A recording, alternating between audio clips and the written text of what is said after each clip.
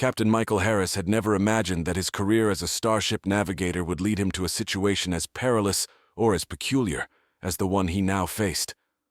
Orbiting a distant, unnamed planet in the uncharted periphery of the galaxy, his craft, the Celestial Wanderer, had suffered a catastrophic failure.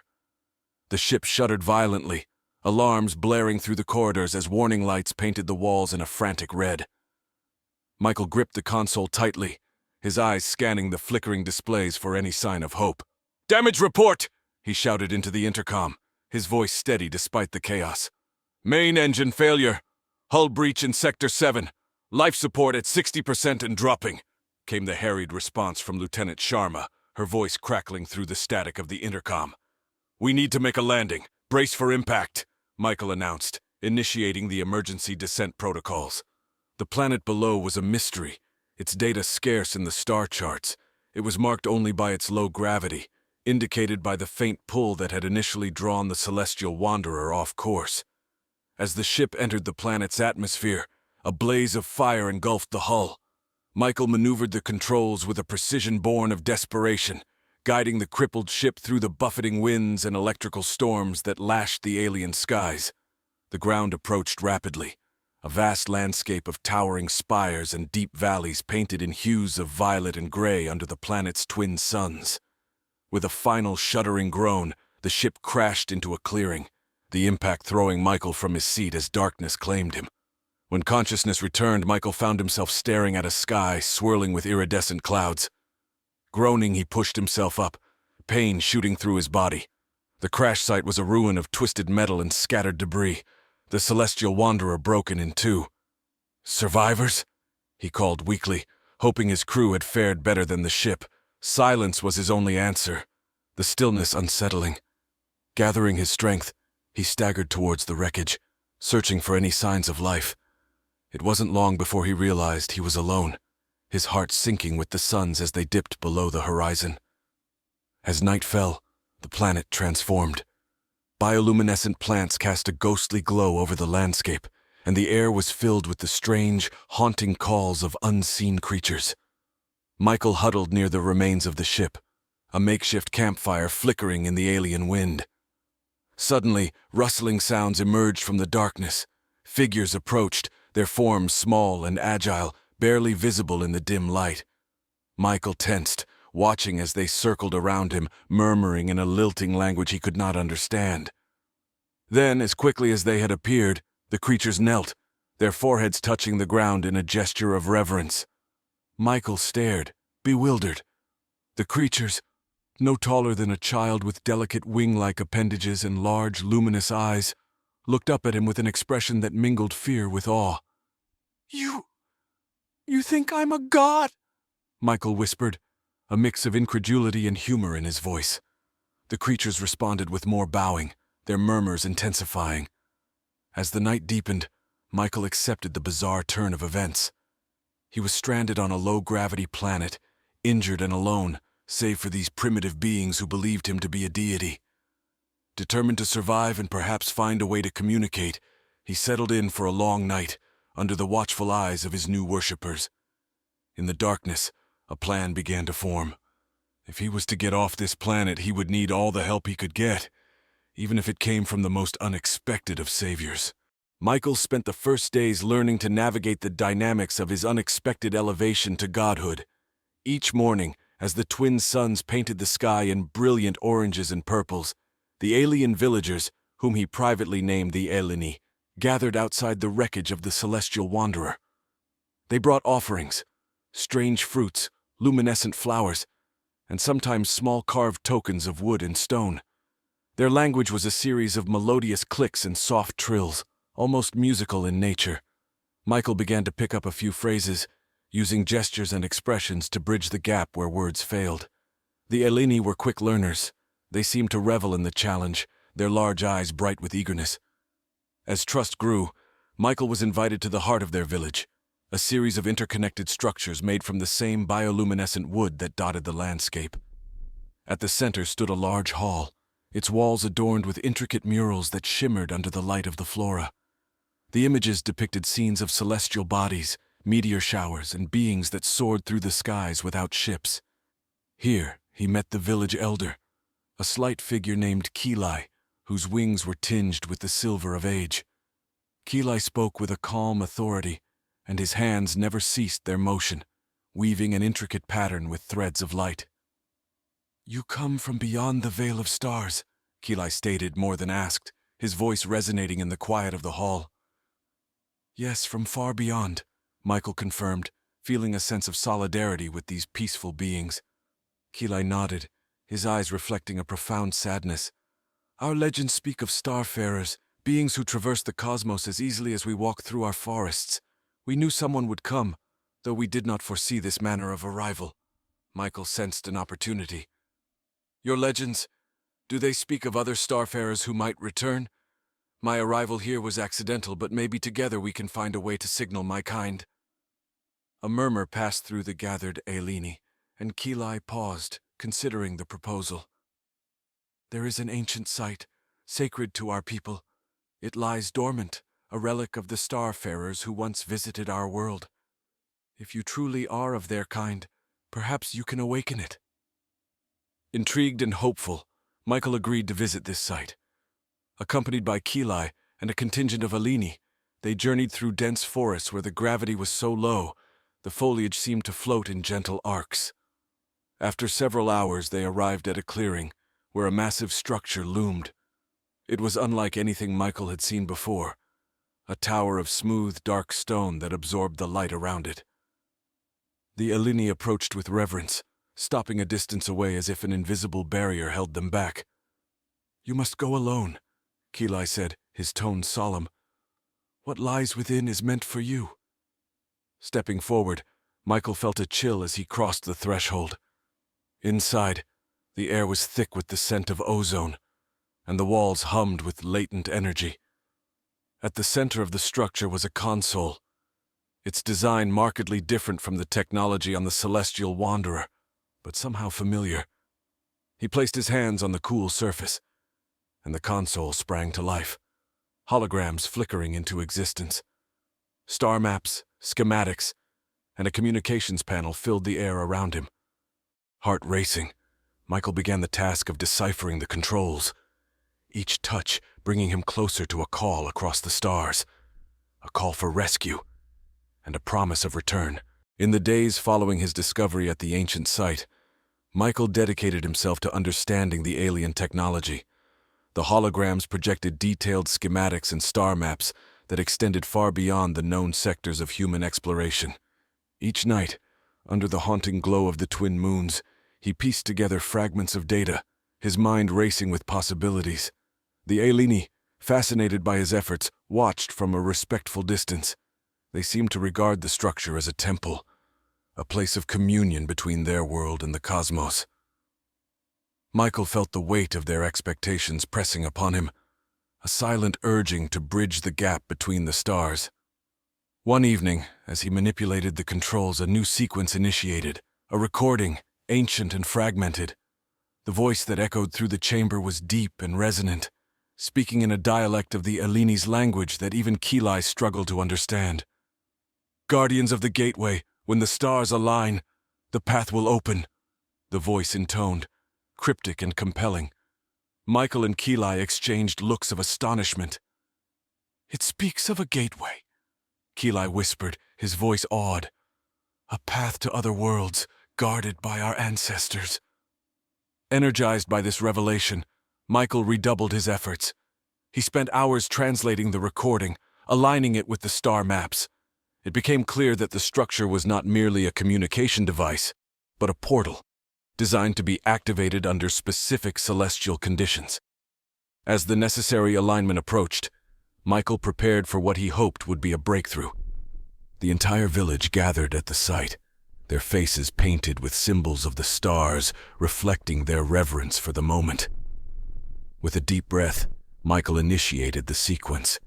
The air inside the structure thickened, vibrating with energy as the portal's mechanisms engaged. Light spilled from the console, casting intricate patterns on the walls, mirroring the constellations outside. Suddenly the ground trembled, and a beam of light shot upwards into the night sky, piercing the heavens. The Alini gasped, their songs rising in a crescendo of hope and fear. Minutes passed, the light beam a constant column against the dark. Then, as if answering the ancient call, a response came. Far above, the stars seemed to shift, coalescing into a bright, pulsating light that descended toward the planet. The Alini knelt, whispering prayers. Michael watched, heart pounding, as the light drew closer, resolving into the shape of a ship. Sleek, unlike any human design he had known. As it landed softly on the outskirts of the clearing, a hatch opened, and beings emerged. They were humanoid but distinctly different. Taller, with skin that shimmered like starlight, and eyes as deep and dark as space itself. Kili stepped forward, his voice steady. "Welcome, Guardians of the Gateway," he called, his words echoing the ancient recording. The beings approached, their expressions serene. "We heard the call of the ancients," one spoke, their voice harmonizing with the hum of the portal. "And we see you, Starfarer, who has awakened the path." Michael moved to meet them, his mind reeling with questions. "I'm Captain Michael Harris. I came here by accident. Can you help me get back to my people?" The beings nodded, their gaze encompassing both Michael and the Alini. "The gateway has opened for the first time in millennia," they explained. "It is not only a path back to your home, but a bridge to many worlds. You have rekindled an alliance forgotten by time." As they spoke, Michael realized that the accidental journey had led him to a pivotal role in a cosmic network of civilizations, connected by ancient gateways and shared destinies. The path forward was fraught with unknowns, but for the first time since his crash, he felt a profound sense of purpose. The universe had expanded in front of him, full of infinite possibilities. The newly revealed Guardians, introducing themselves as the Eldri, invited Michael and Kili aboard their vessel. The interior was a symphony of technology and artistry, with surfaces that shifted subtly in color and texture. The air was charged with a crisp, energizing essence, and the walls pulsed gently, as if the ship itself were alive. Michael, walking alongside the Eldri, was in awe. "This technology is beyond anything we've achieved," he admitted, touching a panel that responded with a soft, luminescent glow. One of the Eldri, named Valen, smiled. "Our civilizations diverged long ago. Yours pursued the material, the mechanical. Ours embraced the harmonic, the energetic. Together, there is much we can rediscover." The ship ascended smoothly, leaving the planet's atmosphere with barely a perceptible shift. Below them, the landscape of the alien planet receded into the patchwork of natural wonders and ancient mysteries. "Our first task," Valen explained, "is to stabilize the gateway. It was designed to connect not just 2 points in space, but to integrate networks of worlds. Your activation has reopened these paths, but they must be secured." Michael listened intently as Valen detailed their plan. They would travel to the hub of the Gateway Network, a massive construct orbiting a singularity where time and space were fluid. Here, the pathways could be recalibrated, and safe passage ensured for all who navigated them. The Eldri ship moved through the cosmos with a grace that belied its speed. Star systems flashed by, each a possibility, a story yet to be told. Michael, for the first time since his crash, felt a surge of exhilaration mixed with a deep, unshakable responsibility. Arriving at the hub, Michael was struck by its scale. A colossal station, spinning slowly around a black hole whose event horizon shimmered like a dark jewel in the cosmos. The structure was alive with activity, ships of various designs and sizes docking and departing. "We are part of a consortium," Valen explained as they docked. "Many species, each contributing to the whole.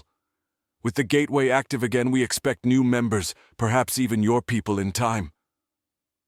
The station's interior was a labyrinth of corridors and chambers, each section marked by symbols that glowed softly in the ambient light. Michael was guided to a central chamber where the network's controls resided. The room was dominated by a vast holographic model of the galaxy, with lines connecting the myriad gateways. "Your task," Valen said, handing Michael a device that hummed with contained energy, "is to help us recalibrate the Earth's gateway coordinates. Your familiarity with its quantum signature is essential." Michael worked alongside Eldry technicians, adjusting parameters and aligning frequencies. The work was meticulous, requiring a precise understanding of quantum entanglements and gravitational lensing. As he adjusted the controls, the lines on the hologram shifted, aligning and stabilizing. When the calibration was complete, a ripple of energy pulsed through the chamber. The hologram updated, showing a network of stable, interconnected pathways. Cheers erupted around them, a chorus of relief and celebration. Valen clapped Michael on the shoulder. "You have done more than just open a pathway home," he said. "You have helped secure a future where your world can join a grander stage." Michael looked at the hologram, his thoughts drifting to Earth. He imagined the shock and wonder of his colleagues as they received his transmissions, the data packets filled with discoveries and invitations. As he prepared to return to the alien planet, to his role as an accidental deity and a bridge between worlds, Michael knew that his life had irrevocably changed. He was no longer just a starship captain. He was a pioneer on the frontier of a new era for humanity. The cosmos, with all its mysteries and marvels, had become not just a place to explore, but a home to shape and share.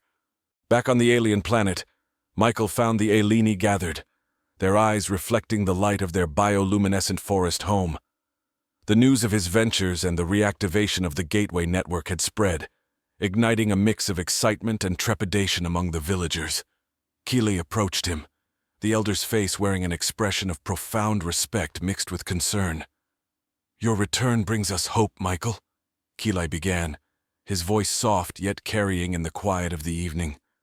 "But it also ushers in change, the depth of which we are only beginning to understand." Michael nodded, fully aware of the implications. "I know, Keeley. I want to ensure that this change benefits everyone, not just us or the Eldry. We have an opportunity to be part of something bigger, but it has to be on our own terms." Keeley smiled, his wings fluttering slightly in the cool night air. "We trust you, Starfarer. You have opened our world as much as we have opened your heart." That night, Michael addressed the entire village. Under the twin moons, he shared stories of the cosmos, of the network of gateways, and of civilizations that spanned the stars. His words painted pictures of a vast interconnected community, where knowledge and culture flowed as freely as the trade winds of their own world. The days that followed were filled with preparations. Michael and the Eleni worked alongside a small team of Eldry who had stayed behind to assist. They upgraded the ancient site, reinforcing its structures and integrating some of the Eldry's technology to ensure the gateway's stable operation. The transformation was not just physical. Michael initiated a cultural exchange, inviting the Eleni to learn more about the technologies and histories of other worlds. Schools were established where children and adults alike could learn not just about the cosmos, but also about their own planet's rich heritage, which had been so integral in bringing the galaxy back together. One afternoon, while overseeing the installation of a new communication array, Michael received a transmission from Earth. His heart leapt as the screen flickered to life, revealing the familiar faces of his superiors and colleagues at the Space Exploration Command Center. "Captain Harris," one of the generals began, his voice crackling with emotion and static, "your discoveries have ushered in a new era for humanity. We are ready to send envoys to your location and begin the formal process of joining the consortium." Michael grinned, feeling a surge of pride. "We are ready to welcome them," he replied. "Tell them to brace themselves for a bit of culture shock." The preparations for the arrival of the human delegation became the focal point of the village's activities. The Eleni, curious and eager, asked countless questions about the people of Earth, their customs, and what gifts they should prepare to welcome the human envoys. Meanwhile, Michael worked with the Eldry to establish protocols for the Earth's integration into the network. The discussions were detailed and thorough, covering everything from technological standards to ethical guidelines. The consortium was keen on preventing any exploitation of newer, less technologically advanced members, and Michael was adamant that Earth's integration would be equitable and respectful. As the day of the arrival drew closer, the entire village was aflutter with activity. Structures were built to accommodate the human visitors, landing pads reinforced to support Earth's spacecraft, and celebration plans were meticulously crafted. The night before the delegation was due to arrive, Michael stood outside looking up at the stars. The galaxy felt smaller now, more familiar and far less daunting. He thought about his journey, the crash that had seemed like the end but had instead opened unimaginable doors. With the first rays of dawn coloring the sky, Michael felt a calm resolve. He was no longer just a castaway on an alien world. He was a mediator, a bridge between worlds, and a pioneer of a new interstellar chapter for humanity. As the horizon brightened, he turned and walked back towards the village, ready to greet the future. As dawn broke over the alien landscape, the horizon shimmered with the first signs of Earth's spacecraft piercing the morning sky. The Alini, clad in their finest garments, lined the newly built landing pads, their faces alight with anticipation. Michael stood among them, dressed in a fusion of his naval uniform and traditional Alini vestments, symbolizing the unity of the two cultures. The spacecraft descended gracefully, its engines humming a low, comforting tone that resonated well with the quiet excitement of the crowd. As the hatch opened and the Earth envoys stepped out, the Alini greeted them with a traditional melody, their voices blending in a harmonious welcome that seemed to touch the very soul. General Carter, leading the delegation, approached Michael with a broad smile. "Captain Harris, it seems you've gone beyond the call of duty," he said, extending a hand that Michael shook firmly. "It's good to see familiar faces," Michael replied, his voice thick with emotion. "Welcome to what might just be your second home." The introductions were heartfelt and full of curiosity. The Earth delegates were fascinated by the Alini, who in turn were eager to share their world and its wonders. Kilai, dignified and serene, spoke eloquently about his people's history and their connection to the stars. Over the next few days, a series of meetings and cultural exchanges took place. The Earth envoys were briefed on the consortium's operations, the functioning of the gateway, and the roles they were expected to play. In return, the humans shared their own advancements and discoveries, proposing several joint ventures in technology and exploration. One evening, as the twin suns set, casting long shadows over the bioluminescent forest, Michael led a group to the ancient site, now fully integrated into the consortium's network. He explained how the site had not only been a beacon for the Eldri, but a symbol of hope for the Alini, and now a bridge connecting Earth to the cosmos. "We stand here not just as representatives of different worlds, but as members of a broader community," Michael addressed the gathered crowd, his words broadcasted across the network. "Our potential is limitless, our futures intertwined through the stars."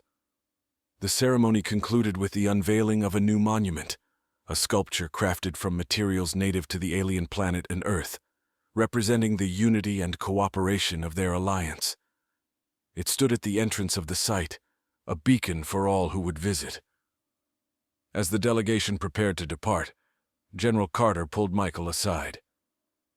"Your work here has opened up new frontiers for humanity," he said, his eyes reflecting the starlight. "There's talk of nominating you for a high advisory position within the consortium." Michael nodded, his gaze fixed on the stars. "I'd be honored, but my place is here for now," he insisted. "There's much to do, and I believe my work is just beginning." "Understood," Carter replied, clapping him on the shoulder. "But know this, Harris. You've helped pave the way for a new chapter in human history." As the Earth delegation's spacecraft lifted off, Michael felt a profound sense of accomplishment and anticipation. He watched as it ascended, becoming a speck against the canvas of the cosmos. Turning back to the Alini and the few Eldri who had chosen to remain, he knew he was exactly where he needed to be. Under the celestial dance of the twin moons and the watchful eyes of the stars, Michael felt a deep, resonant peace. The universe was vast, filled with mysteries and opportunities, and he was ready to explore each one, fostering bonds that would thrive across time and space. As the night deepened, the songs of the Alini rose once more, a melodious reminder of the enduring connections between all beings, bound by the harmony of the stars.